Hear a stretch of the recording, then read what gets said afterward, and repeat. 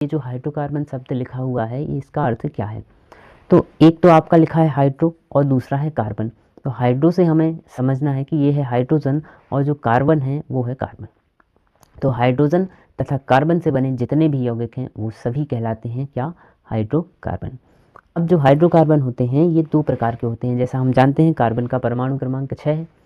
इस कार्बन के परमाणु क्रमांक 6 है। अगर इलेक्ट्रॉनिक विन्यास आप इसका लिखते हैं तो पहली कक्षा में 2 इलेक्ट्रॉन तथा दूसरी कक्षा में 4 इलेक्ट्रॉन जाएंगे। अब कार्बन अपनी संयोजकता को पूरी करने के लिए ये क्या करता है, ये 4 बंध बनाता है। सहसंयोजी 4 बंध बनाने की क्षमता कार्बन के पास होती है, क्योंकि इसके पास 4 अयुग्मित इलेक्ट्रॉन अंतिम कोष में पड़े हुए रहते हैं।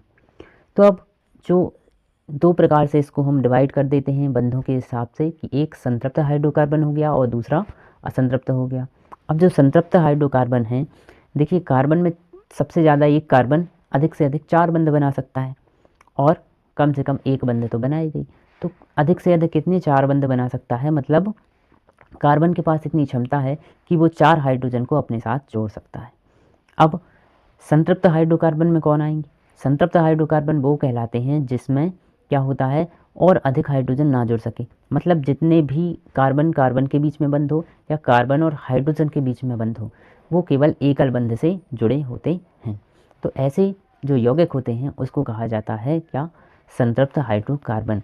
तो ऐसे हाइड्रोकार्बन जिनमें कार्बन परमाणु की चारों संयोजकताएं एकल बंध से संतुष्ट होती हैं, मतलब ऐसे यौगिक कार्बन और हाइड्रोजन के जिसमें केवल एकल बंध पाया जाता है, एक ही बंध पाया जाता है, डबल बॉन्ड प्रकार नहीं पाया जाता है, उसको संतृप्त हाइड्रोकार्बन कहते हैं।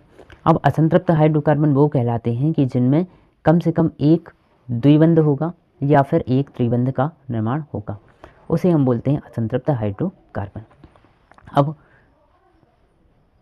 यह बहुत कम अभिक्रियाशील होते हैं। कौन कम अभिक्रियाशील होता है, जो संतृप्त हाइड्रोकार्बन होते हैं, ये अभिक्रियाशील कम होते हैं। अब कम अभिक्रियाशील